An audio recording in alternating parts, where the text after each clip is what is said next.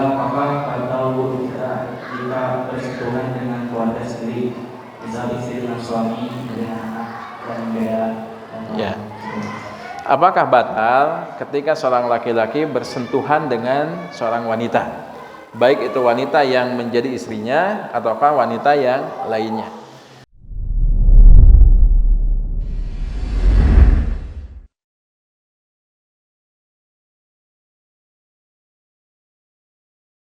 Bismillahirrahmanirrahim. Assalamualaikum warahmatullahi wabarakatuh. Innal hamdalillah nahmaduhu wa nasta'inuhu wa nastaghfiruh wa na'udzu billahi min shururi anfusina wa min sayyiati a'malina may yahdihillahu fala mudilla lahu wa may yudlil fala hadiyalah. Wa asyhadu an la ilaha illallah wahdahu la syarika lah wa asyhadu anna Muhammadan abduhu wa rasuluhu alladzi la nabiyya ba'dah. Alhamdulillah, jamaah salat maghrib yang sama-sama mengharapkan ridha Allah. Di kesempatan malam hari ini kita bersyukur kepada Allah Subhanahu wa taala, karena jika bukan karena karunia Allah Subhanahu wa taala, niscaya di sore hari ini, yaitu di malam hari ini, kita tidak akan mungkin bisa mendapatkan kondisi yang terbaik yang Allah perkenankan kita untuk beribadah kepada Allah, dan juga dimudahkan bagi kita semuanya untuk duduk di majelis ilmu.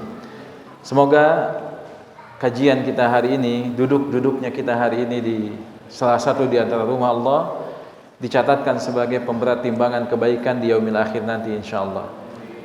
Jemaah sekalian, kita sudah membahas beberapa hal yang berkaitan dengan ahkamun najasat, itu hukum-hukum terkait dengan najis, dan ada 8 najis yang dibawakan oleh penulis Dr. Abdullah Bahamam hafizahullah. Dan yang kita pernah bahas, yang pertama adalah air kencing dan juga kotoran dari manusia, ini hal yang mengandung najis. Begitu juga dengan damul haid, darah haid, ini juga mengandung najis. Yang ketiga adalah baul wa rawth al-hayawan ghairi ma'kulil lahm, yaitu air kencing dan kotoran dari binatang yang tidak dihalalkan bagi kita memakan dagingnya. Kemudian yang keempat kita telah bahas juga al-maitah, yaitu bangkai, maka bangkai itu mengandung najis. Kemudian yang kelima lahmul khinzir, yaitu daging babi, ini juga mengandung najis. Dan yang terakhir kita membahas tentang lu'abu al-kalbi, yaitu jilatan anjing. Dan kita sudah bahas di pertemuan yang lalu pembahasan yang ke-6. Hari ini kita akan bahas pembahasan yang ke-7 dan ke-8. Yang ke-7 adalah al-madhi, yaitu air madhi. Apa itu air madhi? Air madhi adalah yakhruju indal mula'abah au tadhakkur al-jima'. Air madhi adalah air yang keluar disebabkan karena seseorang bercumbu dengan istrinya. Maka ini ada air madhi yang keluar, atau ketika seseorang teringat dengan perbuatan jima, berhubungan suami istri. Dia teringat, kemudian syahwatnya tergugah, maka di situ waktu atau kondisi-kondisi ketika seseorang keluar air madhi. Nah, air madhi ini terkadang wala yu'aqibuhu futurun, dan tidak, terkadang air madhi ini keluar tidak menyebabkan tubuhnya lemas, tidak seperti itu. Tubuhnya masih bisa beraktivitas seperti biasa. Wa rubbama la yahussu bi khurujihi, dan terkadang seseorang itu tidak merasa ketika keluarnya air madhi ini. Jadi air madhi ini keluar disebabkan karena seseorang tergugah syahwatnya, kemudian dia bercumbu dengan istrinya, atau dia teringat dengan perbuatan jima', maka disitulah ada air madhi. Dan air madhi ini hukumnya adalah najis. Sebagaimana hadis Ali bin Abi Thalib radhiyallahu anhu dalam hadis muttafaqun alaih, hadis sahih riwayat Imam Al-Bukhari dan juga Imam Muslim dalam sahih keduanya, lamma sa'alahu 'anil madhi, ketika Ali bin Abi Thalib bertanya kepada Nabi sallallahu alaihi wasallam tentang hukum air madhi, maka Nabi sallallahu alaihi wasallam bersabda, tawaddo, maka berwudu'lah, waghsil dzakaraka, dan cucilah kemaluanmu. dan tidak ada satupun yang diperintahkan untuk mencucinya kecuali itu najis. Karena najis sebagaimana definisi yang kita sebutkan dulu di awal adalah kotoran yang syariat ini memerintahkan untuk menghilangkannya. Maka ketika Nabi memerintahkan untuk mencucinya, maka di sini menunjukkan air madhi itu hukumnya najis. Kemudian yang kedelapan, ada air wadi. Air madhi yang kedelapan, air wadi. Air wadi ini adalah wahwa ma'u abyad, yaitu air yang berwarna putih, ghalid, yang mengental, yakhruju ba'dal baul, yang keluar dari kemaluan seseorang setelah dia buang air kecil. Setelah buang air kecil ada sesuatu yang keluar tapi bukan berbentuk air kencing. Bentuknya agak mengental dan ketika keluar tanpa dibarengi dengan syahwat. Ini biasanya air yang keluar disebabkan karena kelelahan yang luar biasa yang disebabkan oleh seseorang, atau ketika seseorang kurang tidur, atau bisa jadi karena tertimpa satu penyakit. Air kencing yang keluar tidak hanya air kencing, tapi ada air yang lainnya yang keluar yang bentuknya mirip dengan air mani tapi tidak diawali dengan syahwat. Ini namanya air wadi. Air madhi dan juga air wadi, dua-duanya air yang mengandung najis. Bagaimana cara mensucikannya? Cara mensucikannya sebagaimana yang disebutkan dalam hadis Ali bin Abi Thalib, Nabi SAW bersabda, tawadda waghsil dzakaroka. Maka hendaklah engkau berwudu, karena keluarnya air madhi menyebabkan seseorang terkena hadas. Sebagaimana seseorang keluar air kencing, ada hadasnya, hadas kecil. Dan ketika keluar air madhi ataupun air wadi ini, maka waghsil dzakaroka, maka cucilah kemaluannya.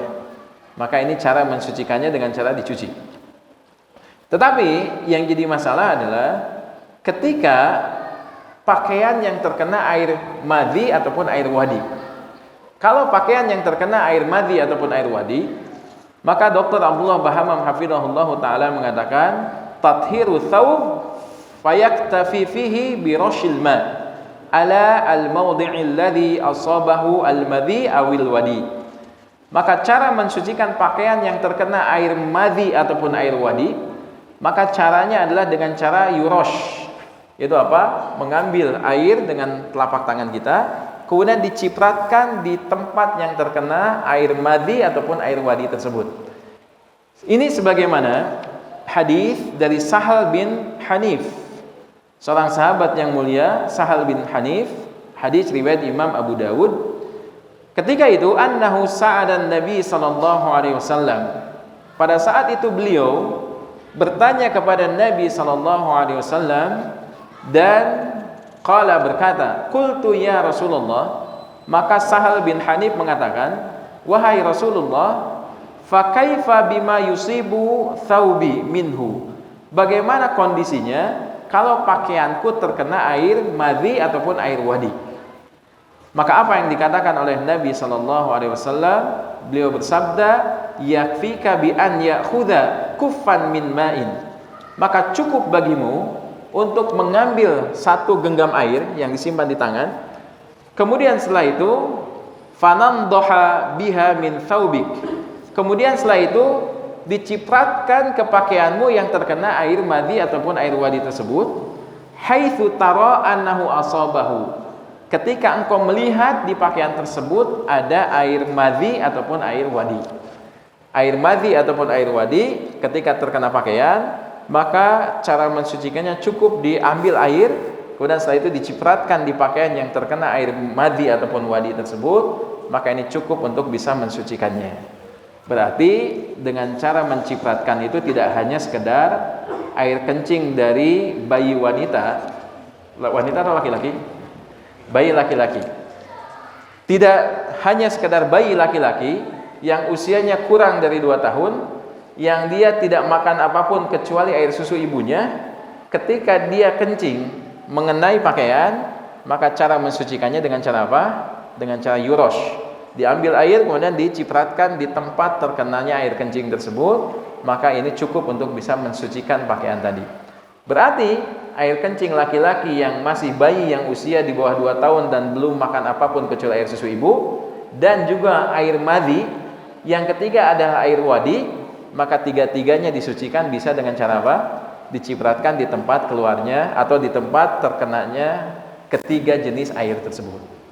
Ini berkaitan dengan air madhi dan juga air wadi. Kemudian penulis hafizahullah ta'ala mengatakan Taharatu al-mani, berkaitan dengan air mani sekarang. Kalau air kencing jelas najis. Jadi kalau kita berbicara tentang air yang keluar dari kemaluan seseorang, itu ada beberapa jenis. Yang pertama air kencing. Air kencing adalah air yang hukumnya najis. Yang kedua adalah air madhi. Air madhi juga hukumnya najis. Yang ketiga adalah air wadi. Air wadi juga najis. Sekarang pertanyaannya, selain 3 jenis air ini, maka yang keempat keluar itu apa? Air mani. Sekarang pertanyaannya, apakah air mani itu suci ataukah najis?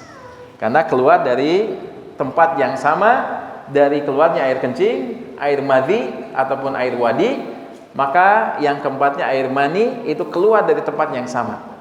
Pertanyaan, apakah suci atau najis? Terjadi khilaf para ulama berkaitan dengan hukum air mani. Apakah air mani itu suci ataukah najis? Kita lihat pendapat para ulama berkaitan tentang masalah ini. Berkaitan dengan air mani ini, ikhtalafu fil mani hal huwa najasun amla. Maka para ulama berbeda pendapat berkaitan dengan menghukumi air mani.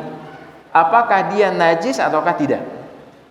Fadhahabat ta'ifatun, maka sebagian para ulama mereka berpendapat, minhum Malik, sebagian atau diantara berpendapat tentang pendapat yang pertama ini ada Imam Malik, yang kedua wa Abu Hanifah, Imam Abu Hanifah, berarti Imam Malik dan Imam Abu Hanifah, ila annahu najas.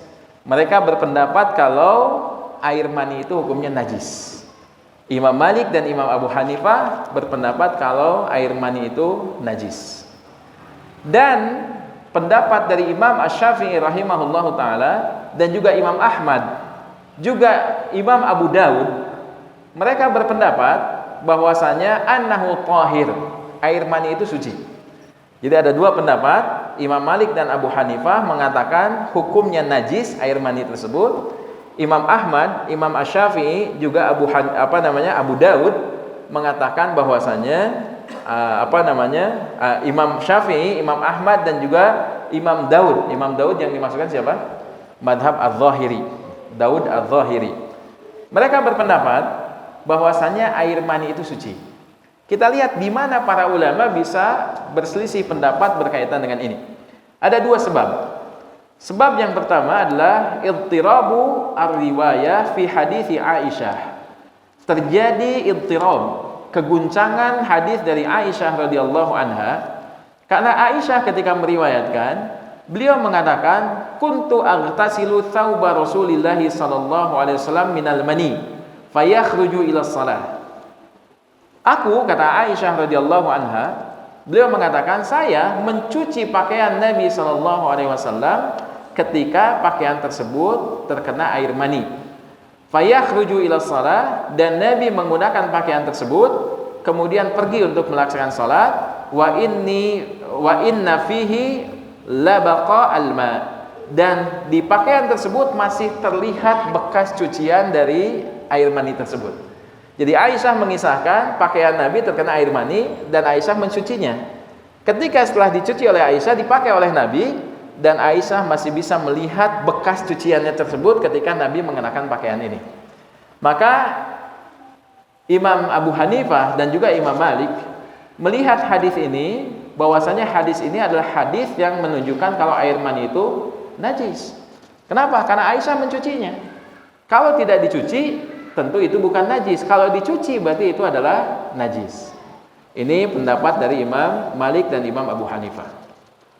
Tetapi Aisyah radhiyallahu anha dalam riwayat yang lainnya disebutkan oleh beliau, ufarriquhu min thawbi Rasulillah sallallahu alaihi wasallam. Dalam riwayat lain Aisyah mengatakan tidak dicuci, tapi dikerik. dengan cara mengerik air mani yang menempel di pakaian Rasulullah SAW. Maka sebagian para ulama mengatakan kalau dikerik berarti ini beda dengan dicuci. Kalau dikerik itu kan nggak mungkin bersih 100% kan? Ketika dikerik itu pasti ada bekas yang masih menempel di pakaian tersebut. Beda dengan dicuci. Kalau dicuci itu akan bersih seluruhnya. Kalau dikerik pasti ada sisa yang menempel di pakaian tersebut. Maka para ulama yang lainnya mengatakan bahwasanya ini tidak najis. Kenapa? Kalau najis pasti nggak akan dikerik, pasti akan dicuci. Maka terjadilah perbedaan pendapat para ulama berkaitan dengan dua hadis ini. Sebagian ada yang menyebutkan najis, sebagian lagi ada yang menyebutkan tidak najis. Nah, sebab yang kedua adalah taraddada al-mani baina ayyushabbihahu bil ahdath al-kharijah minal badan. Sebagian para ulama dikatakan kalau air mani itu najis disebabkan karena kemiripan dengan najis-najis yang keluar dari badan sebagaimana najis-najis yang biasa keluar dari tempat tersebut, yaitu apa? Air kencing, air madhi, air wadi, itu najis. Ketika air mani keluar dari tempat yang sama, maka ini disebutkan musyabbahah, mirip. Ada kemiripan keluar dari tempat yang sama, maka ketika ketiga air ini najis, berarti yang keempatnya hukumnya sama, mirip, dan itu dikatakan sebagai najis menurut pendapat sebagian para ulama. Sebagian lagi mengatakan, ini berarti pendapat Imam Syafi'i dan Imam Ahmad mengatakan ayyushabbihu yakhruju al-fadlati at-tahirah. Justru yang mirip ini dari air mani ini seperti cairan yang keluar dari tubuh kita itu yang mengandung sesuatu yang suci. Kalau Imam Abu Hanifah dan Imam Malik menyebutkan keluar dari tempat yang sama berarti itu hukumnya najis. Tapi Imam Syafi'i dan Imam Ahmad mengatakan, dan juga madhab Adz-Dzahiri mengatakan, justru keluarnya air mani itu lebih mirip dengan keluarnya cairan-cairan lain di tubuh kita yang tidak mengandung najis tapi suci. Contohnya apa? Cairan yang keluar dari tubuh kita suci? Keringat. Apalagi? Air mata. Kemudian apalagi? Ingus termasuk suci atau tidak? Walaupun menjijikan tapi hukumnya suci. Karena kalau dianggap tidak suci ketika kita sholat kemudian keluar ingus, itu batal sholatnya. Ketika sedang flu atau sedang pilek kemudian sholat keluar ingusnya, maka keluar najis itu dianggap apa? Batal. Berarti bersucinya itu menjadi batal. Tapi ingus itu tidak mengandung najis. Jadi tubuh kita mengeluarkan cairan, tidak semua cairan yang keluar dari tubuh kita itu najis, tidak. Tapi sebagiannya ada cairan-cairan yang suci. Termasuk contoh yang lain apa? Air susu. Air susu suci atau najis? Suci. Dan itu juga keluar dari tubuh kita. Jadi tidak semua cairan yang keluar dari tubuh kita dianggap najis, karena lebih banyak cairan yang keluar dari tubuh kita yang justru tidak najis. Ini pendapat dari Imam Asy-Syafi'i dan Imam Ahmad dan juga madhab Adz-Dzahiri. Nah, kalau kita lihat berkaitan dengan pendapat-pendapat ini dijabarkan oleh para ulama berkaitan dengan perbedaan pendapat para ulama ini. Wallahu alam, kalau kita lihat pendapat di antara pendapat para ulama yang berbeda pendapat ini, ternyata pendapat yang paling dikuatkan oleh ulama setelahnya itulah pendapat Imam Syafi'i, Imam Ahmad dan juga Imam Daud Adz-Dzahiri. Berarti yang mengatakan air mani itu tidak najis, suci hukumnya. Dan sebagian para ulama menguatkan lagi berkaitan dengan air mani ini suci atau najis. Yang mengatakan suci ini lebih dikuatkan lagi. Apa itu? Air mani ini adalah menjadi bahan utama ketika manusia itu hadir di muka bumi ini. Jadi sekarang kita hadir di muka bumi ini, manusia ini ketika menjadi janin kemudian lahir ke muka bumi ini, sumbernya apa? Air mani. Kalau air maninya najis, berarti kita terlahir dalam keadaan najis. Sedangkan Nabi SAW menyebutkan dalam banyak hadis yang menunjukkan kalau seseorang itu, manusia itu tidak mengandung najis. Bangkai orang itu tidak najis. Bahkan kalau kita lihat bangkai yang tidak najis, tidak dihukumi najis, selain bangkai dari jaraid, binatang-binatang yang tidak memiliki darah atau dianggap serangga, maka yang berikutnya adalah bangkai manusia itu tidak mengandung najis. Bagaimana mungkin bangkai manusia tidak najis kalau bahan pokoknya najis? Maka para ulama yang merojihkan pendapat kalau air mani itu tidak najis, itu pendapat yang lebih banyak diambil para ulama. Wallahu alam, di antara pendapat yang ada, maka pendapat yang menunjukkan air mani tidak najis itu lebih kuat. Dan kalau kita lihat, disebutkan pula dalam hadis yang lainnya berkaitan dengan air mani ini. Hadis dari Aisyah radhiyallahu anha, dan ini yang dikuatkan oleh para ulama yang menunjukkan kalau mani itu tidak najis, yaitu seperti hadis muttafaqun alaih, ketika Aisyah radhiyallahu anha, beliau mengatakan bahwasanya kana Rasulullah sallallahu alaihi wasallam yaghsilul mani thumma yakhruju ila shalah fi dzalika thawb, bahwasanya Rasulullah sallallahu alaihi wasallam mencuci mani yang berada di pakaiannya, kemudian beliau pergi keluar untuk melaksanakan salat dengan menggunakan pakaian tersebut. Wa ana anzuru atharu ghusli fihi, dan saya melihat ada bekas-bekas cuciannya di pakaian tersebut. Kemudian Aisyah mengatakan, falaqad ra'aituni ufarriquhu min thawbi Rasulillah sallallahu alaihi wasallam farkan fayusalli fihi, dan saya melihat ada air mani yang menempel di pakaian Nabi sallallahu alaihi wasallam, kemudian aku mengeriknya, dan kemudian Nabi sallallahu alaihi wasallam salat dengan menggunakan pakaian tersebut. Maka dua dalil ini dibawakan oleh para ulama dengan satu kesimpulan. Pertama, dengan para ulama yang menjamak semua hadis, maka mereka akan berkesimpulan kalau air mani itu suci. Bagaimana dengan pendapat yang mengatakan Nabi mencucinya, pakaian yang terkena mani dicucinya oleh Nabi? Maka para ulama mengatakan pakaian yang dicuci oleh Nabi ketika air maninya basah, karena air mani yang basah tidak mungkin dikerik, dihilangkan dengan cara apa? Dicuci. Tapi kalau air mani yang sudah mengering, maka tidak dicuci tapi dengan cara dikerik. Maka ini cara menggabungkan dua hadis yang menunjukkan air mani dicuci, kemudian air mani dikerik. Maka para ulama membawakan yang dicuci berarti air mani yang masih basah di pakaian, maka itu dicuci, sedangkan air mani yang sudah mengering maka itu dikerik. Dan ini pendapat di antara pendapat yang menunjukkan air mani itu suci. Kemudian kita lihat penulis juga mengatakan beberapa kaidah berkaitan dengan najis ini. Dan ini kaidah yang sangat penting sekali. Ada 3 kaidah yang disebutkan oleh penulis. Yang pertama, beliau mengatakan masail fil najasat. Ada beberapa masalah dalam bahasan tentang najis. Yang pertama beliau sebutkan al-aslu fil asya at-taharah. Hukum asal segala sesuatu itu hukumnya apa? Suci. Segala sesuatu yang ada di muka bumi ini hukum asalnya suci. Illa idza warada ma yadullu ala najasatiha. Kecuali ada dalil yang menunjukkan tentang kenajisannya. Nah, ini merupakan kaidah-kaidah fikih. Hukum asal segala sesuatu itu suci. Berarti jangan ditanya kesuciannya. Mana dalil yang menunjukkan ini suci? Jangan tanya itu. Yang perlu ditanya adalah mana dalil yang menunjukkan kalau ini najis. Jadi kalau menghukumi ini najis harus ada dalil. Kalau mengatakan ini suci tidak perlu ada dalil. Contoh, botol ini terbuat dari plastik. Di zaman Nabi tidak ada plastik.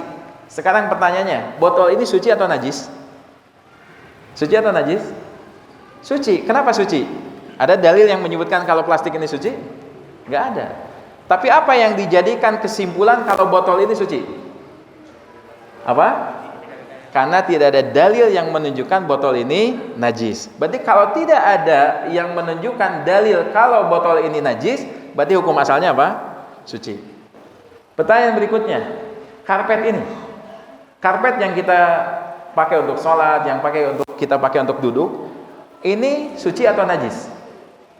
Mana dalil yang menunjukkan ini suci? Atau kenapa kita berkesimpulan kalau karpet ini suci? Jawabannya apa? Karena tidak ada dalil yang menunjukkan kalau karpet ini najis. Berarti jawabannya ketika kita tanya ini suci atau najis, maka lihat ada nggak dalil yang menunjukkan ini najis. Kalau tidak ada, kembali kepada hukum asal. Berarti hukum asalnya suci. Tembok keramik ini suci atau najis? Dari mana kita tahu kalau ini suci? Apa jawabannya? Karena tidak ada dalil yang menunjukkan kalau ini najis. Berarti kesimpulannya adalah semua yang ada di atas permukaan bumi ini hukum asalnya apa? Suci. Kalau tidak ada dalil yang menunjukkan kenajisannya, berarti benda tersebut kembali kepada hukum asalnya, yaitu suci. Ini kaidah yang pertama yang disebutkan oleh penulis. Kaidah yang kedua yang disebutkan oleh penulis hafizahullah taala, beliau mengatakan, "Idza waqa'at an-najasah 'ala syai' wa la ya'rifu mawdi'iha." Jika ada najis yang mengenai sesuatu, jelas nih najisnya, kena kepada sesuatu yang kita tidak tahu najisnya itu nempelnya sebelah mana. Contoh, kita menggunakan pakaian, kita menggunakan gamis.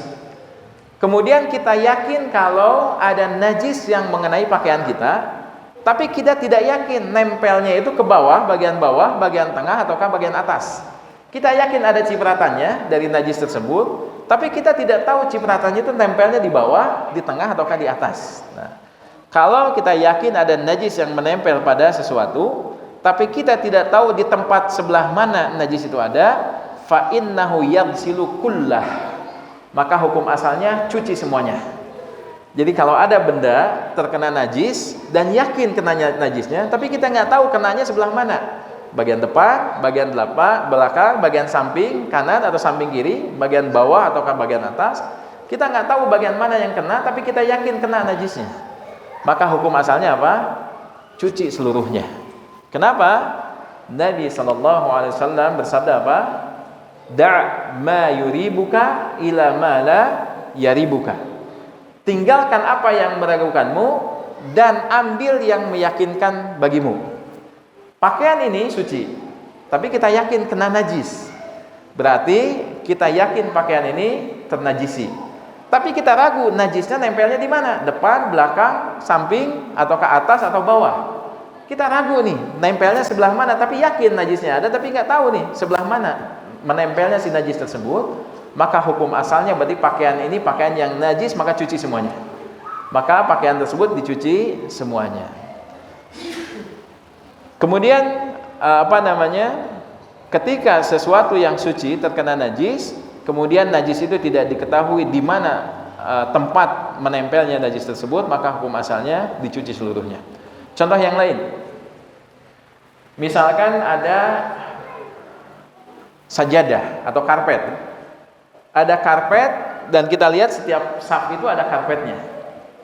Kemudian ada kasus ketika ada anak laki-laki yang datang ke masjid, kemudian dia kencing. Dia kencing di masjid. Tapi kita tidak tahu di saf yang depan ini, misalkan di saf yang pertama ini ada anak yang kencing. Tapi kita tidak tahu kencingnya itu apakah di sebelah kiri, di sebelah kanan, ataukah di tengah. Tapi ada orang yang mengetahui kalau anak itu kencing. Semalam ada anak yang kencing di masjid. Tapi ketika pagi dicek ternyata air kencingnya sudah mengering. Nah, sekarang pertanyaannya, ketika ada karpet itu yakin terkena air kencing, tapi kita ragu kencingnya dia sebelah kiri, sebelah kanan atau di tengah. Maka bagaimana hukum dengan karpet ini? Maka hukumnya menjadi najis. Tapi kita tidak tahu najisnya bisa di kanan, bisa di kiri, bisa di tengah. Bagaimana caranya untuk membersihkannya? Cuci semua karpetnya dari ujung sampai ujung, maka dicuci. Kalau kita yakin di saf yang depan, berarti saf yang depan ini dicuci semua karpetnya. Tapi kalau seandainya kita tahu tempatnya, maka cukup tempat yang terkena najis itu yang dibersihkan. Contoh misalkan ada seorang laki-laki, karena kejadiannya ini kemungkinan besar di laki-laki, perempuan sepertinya kondisinya berbeda. Ada seorang laki-laki, dia menggunakan bis, bepergian jauh. Tapi ternyata dia tidak bisa menahan air kencingnya. Meminta kepada supir bisnya untuk mencari toilet terdekat, tapi ternyata setelah bilang itu toiletnya jauh. Kemudian ditahan, akhirnya tidak tertahan. Sampai pada akhirnya ada air kencing yang keluar dan menempel pada pakaian dalamnya. Tidak banyak, tapi keluar dan kelihatan ada basah di ujung pakaian dalamnya. Ketika datang waktu sholat, apa yang harus dilakukan? Cukup dilepaskan pakaian dalamnya, cuci yang terkena najisnya. Kalau kelihatan kan, si bekas air kencingnya kelihatan, cuci di bagian yang terkena najisnya, maka sisanya sudah dianggap menjadi suci kembali. Karena kenapa? Najisnya nempel, tapi kita tahu di sebelah mana nempelnya. Maka dengan dibersihkan tempat terkenanya najis itu sudah cukup. Sebagaimana kasus yang lainnya, ketika ada seorang buang air kecil, kemudian ada cipratan dan kita tahu persis ke arah mana cipratannya. Misalkan orang yang mengenakan celana panjang, cipratannya ketahuan kalau terkena ujung dari celana yang kanan. Maka yang perlu dia cuci adalah cukup celana yang kanannya saja, bagian bawahnya dicuci, maka sisanya sudah dianggap suci kembali. Maka kalau ada sesuatu yang terkena najis dan diketahui najisnya di sebelah mana, maka cukup dihilangkan dengan cara dicuci bagian yang terkena najisnya, maka sisanya bisa dianggap suci. Tapi kalau kondisi yang kedua tadi disebutkan kaidahnya, kena najis cuman kita tidak tahu sebelah mana kenanya, maka hukum asalnya dicuci seluruhnya. Karena terkena najisnya itu yakin, cuman posisinya tempatnya kita tidak tahu di sebelah mana tempatnya tersebut, maka dianggap itu najis seluruhnya dan perlu dicuci seluruhnya. Kemudian kaidah yang ketiga, idza istahalat an-najasah ila syai'in akhar, jika najis tersebut mengenai atau terjadi perubahan dari satu bentuk ke bentuk yang lainnya, kama lau ahraqa rawthu himarin fasara ramadhan, maka contohnya seperti ada kotoran dari himar, keledai. Kotoran keledai itu suci atau najis? Najis. Kotoran keledai itu kotoran yang najis, karena keledai termasuk binatang yang tidak boleh dimakan dagingnya. Maka kotoran keledai tersebut itu berubah menjadi bentuk yang lainnya. Contohnya misalkan kotoran keledai ini terbakar. Ada kotoran keledai kemudian terbakar terkena api, kemudian berubah. Yang asalnya kotoran keledai yang basah, ketika terkena api, kemudian kotoran keledai ini menjadi mengering, menjadi keras. Maka ketika sudah berubah bentuk dari bentuk kotoran ke bentuk yang padat, bagaimana hukumnya? Bismillah. Bagaimana hukum najis yang sudah berubah bentuk? Maka Dr. Abdullah Bahamam hafizahullah ta'ala mengatakan, tahurat bidzalik, maka najis itu menjadi suci disebabkan karena berubahnya dari satu bentuk ke bentuk yang lainnya.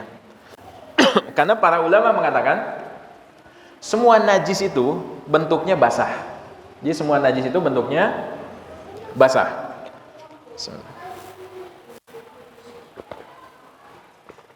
Coba sebutkan satu najis yang tidak basah. Ada tidak najis yang tidak basah? Semua najis itu basah. Air kencing basah. Kemudian apa lagi? Air mani, air madi, air wadi, kotoran. Maka semuanya bentuknya basah. Jika sesuatu yang basah ini disebabkan karena satu dan lain hal, kemudian berubah menjadi satu yang kering, maka berubahnya dari basah ke kering ini menjadikan benda yang asalnya najis menjadi suci. Dan dalil yang menunjukkan tentang hal ini banyak. Salah satunya ketika Nabi SAW beliau akan buang air besar, kemudian meminta kepada anak-anak pada saat itu untuk mencarikan 3 buah batu. Yang didapatkan adalah 2 batu, dicari yang satunya tidak dapat. Pada akhirnya kemudian menemukan ada kotoran binatang liar yang sudah mengering disebabkan karena kena panas matahari yang terik dan terjadi panasnya itu berhari-hari. Kemudian diambil karena bentuknya sudah seperti batu. Maka diberikan kepada Nabi SAW. Maka Nabi mengambil 2 batu dan mengambil yang satunya kemudian dibuang. Dan beliau mengatakan, hadza riksun, ini adalah najis. Beliau mengambilnya kemudian dibuang. Dan beliau mengatakan ini najis. Nah, para ulama mengatakan kalau seandainya kotoran yang mengering itu mengandung najis, maka Nabi nggak akan mungkin memegangnya. Pasti akan meminta buang saja. Tapi Nabi mengambilnya kemudian dibuang. Ini menunjukkan apa? Kotoran yang sudah mengering itu tidak mengandung najis.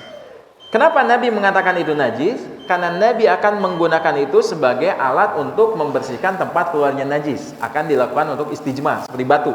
Batu akan dipakai untuk membersihkan tempat keluarnya najis.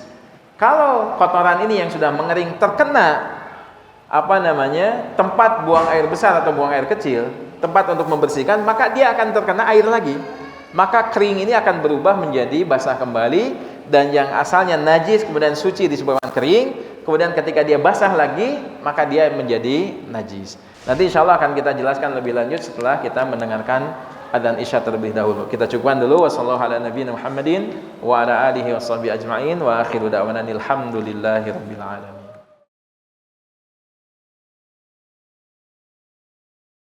Baik, kita lanjutkan sedikit. Bismillahirrahmanirrahim. Wassalatu wassalamu ala man la nabiyya ba'dah wa ala alihi washabbihi ajma'in. Nah, kaidah yang ketiga yang dibawakan oleh Dr. Abdullah Bahamam hafizahullah taala, selain yang menyebutkan yang pertama adalah al-aslu fil asya' at-taharah. Hukum asal segala sesuatu, hukum asalnya suci. Kemudian yang kedua adalah ketika benda suci terkena najis, maka kita tidak tahu di sebelah mana terkena najisnya, maka hukum asalnya adalah dicuci seluruhnya. Seperti pakaian yang terkena najis dan kita yakin najisnya ada tapi tidak tahu sebelah mana najisnya tersebut, maka dicuci seluruhnya. Dan yang ketiga adalah ketika ada najis yang sudah berubah bentuk, yang asalnya bentuknya cair, kemudian setelah itu disebabkan karena terik matahari, karena terbakar dan lain sebagainya, yang menyebabkan berubah menjadi benda yang kering, maka perubahan menjadi benda yang kering ini menyebabkan yang najis itu menjadi tidak najis, dianggap benda tersebut benda yang suci. Dan benda ini akan kembali najis ketika kembali ke bentuk awalnya, yaitu ketika kotoran sudah mengering, maka ketika kering dia tidak najis, tapi kalau terkena air dan basah kembali, maka dia kembali najis. Maka ini 3 kaidah yang dibawakan oleh Dr. Abdullah Bahamam hafizahullah taala berkaitan dengan kaidah-kaidah najis. Baik, sisa waktu kita manfaatkan untuk sesi tanya jawab. Kalau ada pertanyaan boleh disampaikan. Insyaallah akan dipandukan oleh MC kita. Silakan. Baik, alhamdulillah, sebagaimana yang sudah saya sampaikan, sisa waktu kita akan pada sesi taklim bagi jamaah yang ingin bertanya. Silakan langsung yang mau bertanya. Ketika ini bisa ada pertanyaan dari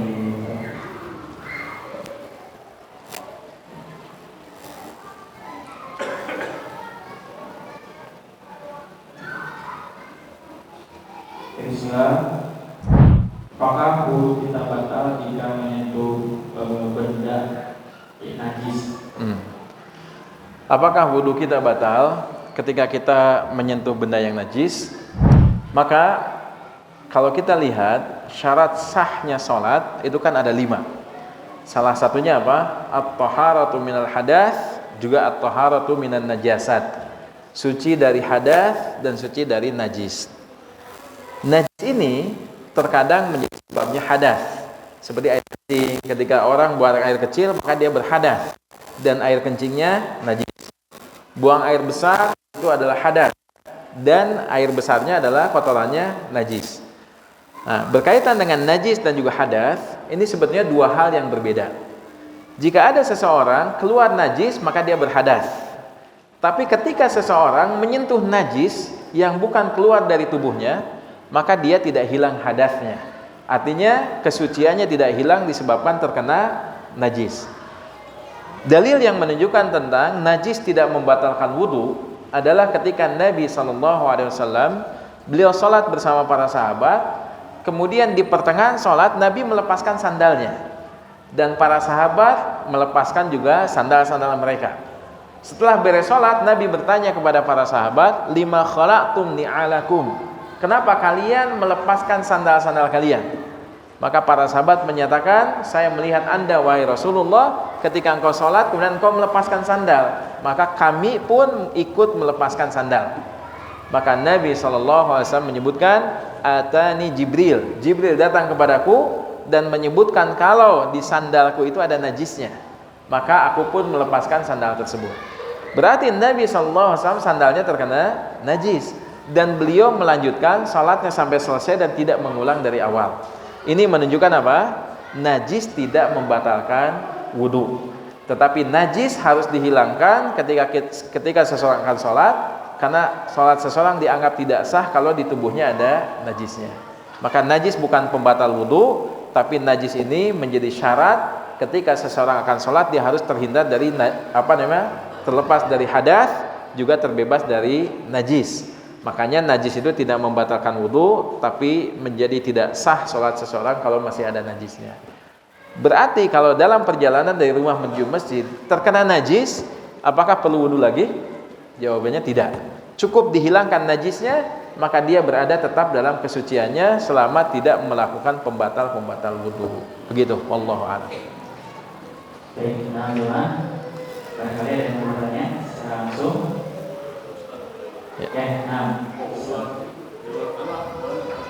Ya. Boleh, silakan.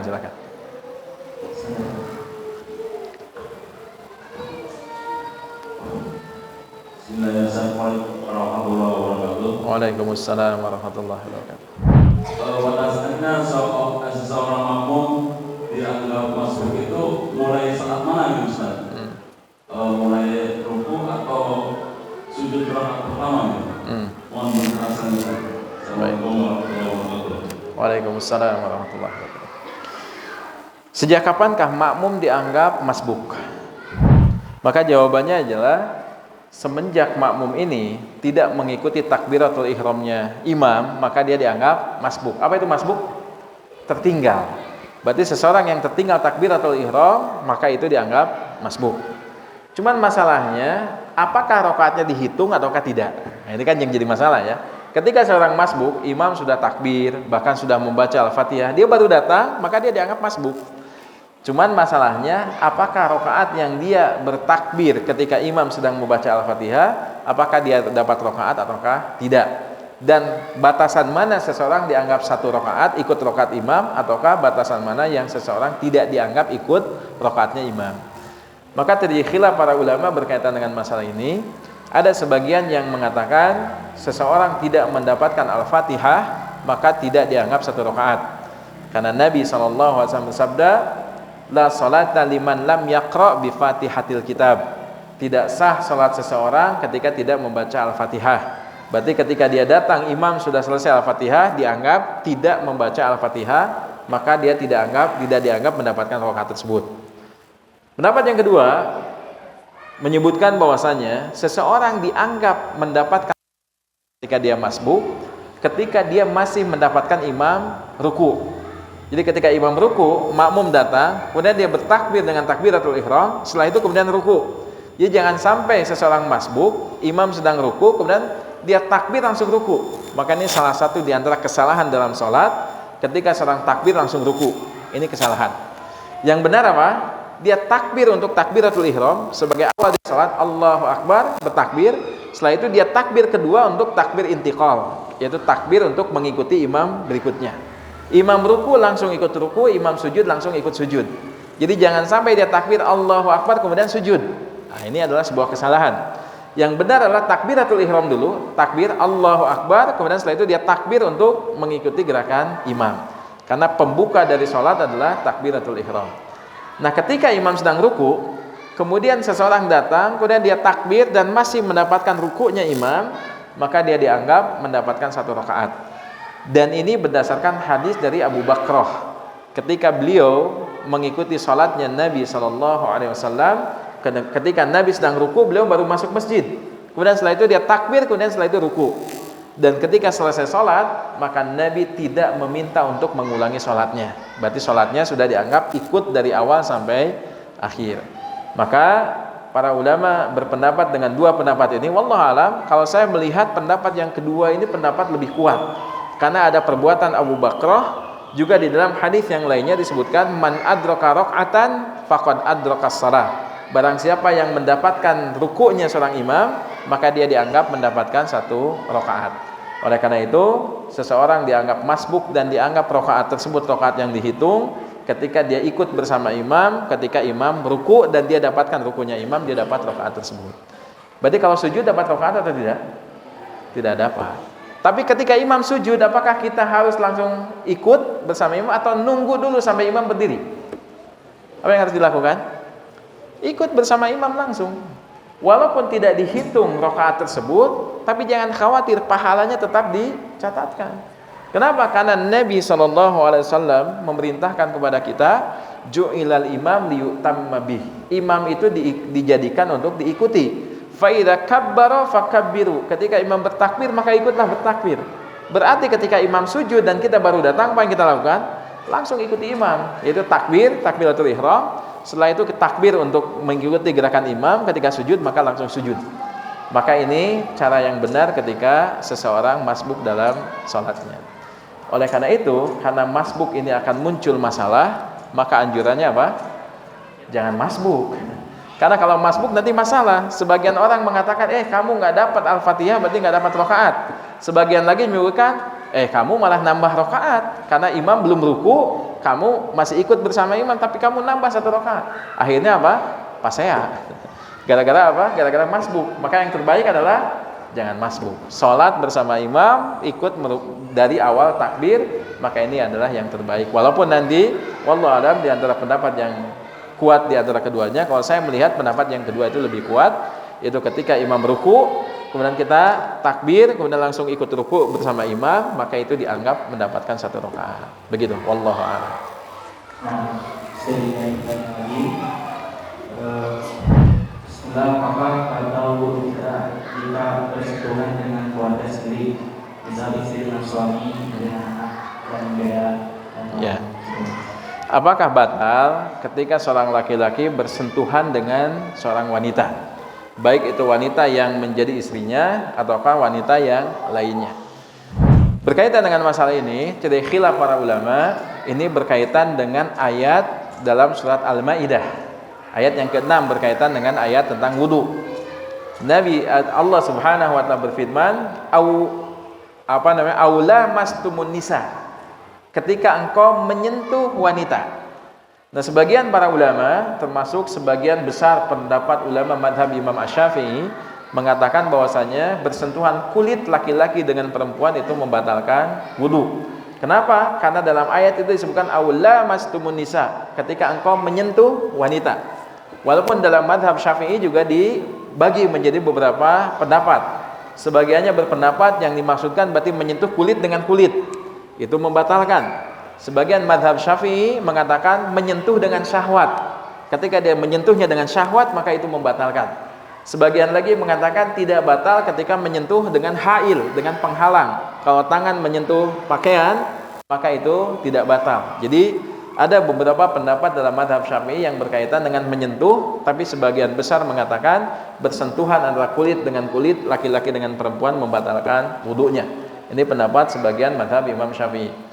Sebagian para ulama termasuk madhab Hambali dan seterusnya menganggap bahwasanya ayat yang berkaitan dengan aula mastumun nisa yang dimaksudkan menyentuh yang dimaksudkan itu bukan menyentuh kulit dengan kulit, tapi yang dimaksudkan apa? Menyentuh yang dimaksudkan adalah berhubungan suami istri.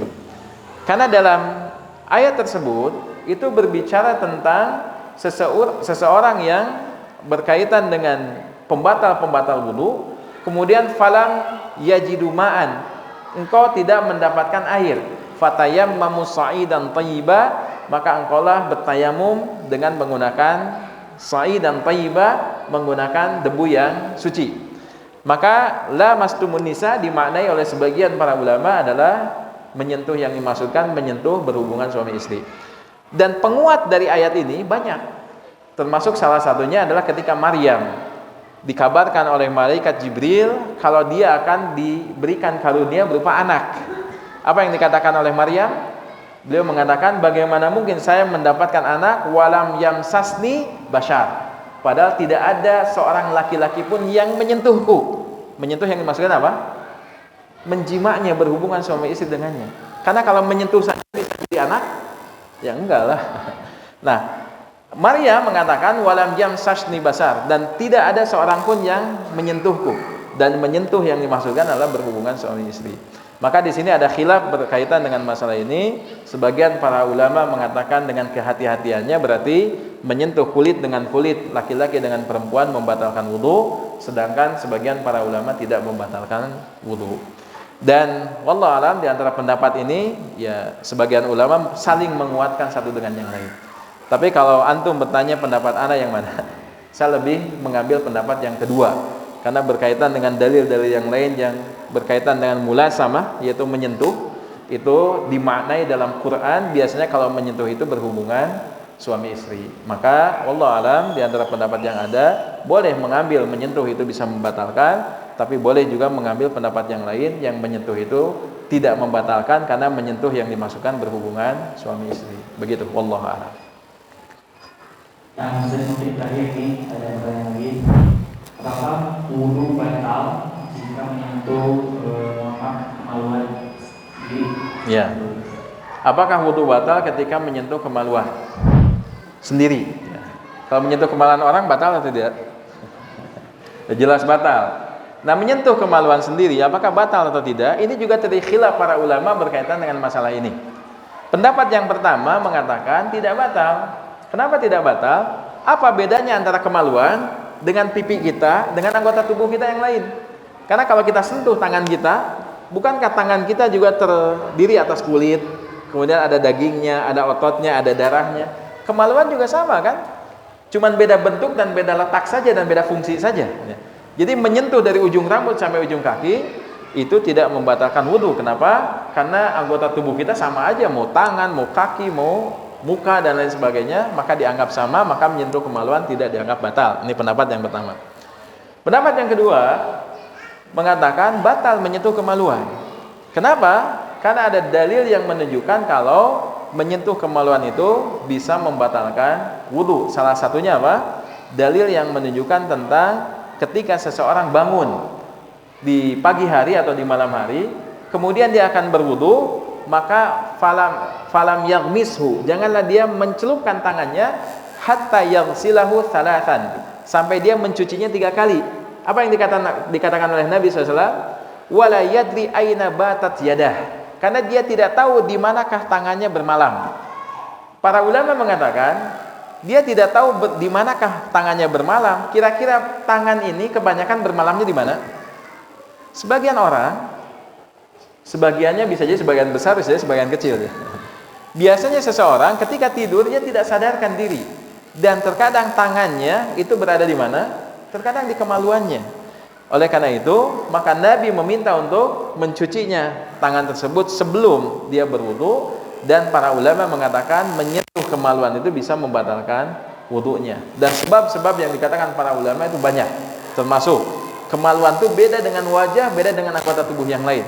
Anggota tubuh yang lain seperti pipi kita, ketika kita tempelkan tangan kita ke pipi, maka kemungkinan kecil orang tergugah syahwatnya dengan menempelkan tangannya di pipinya, atau menempelkan tangan di tangannya, atau menempelkan tangan di kakinya.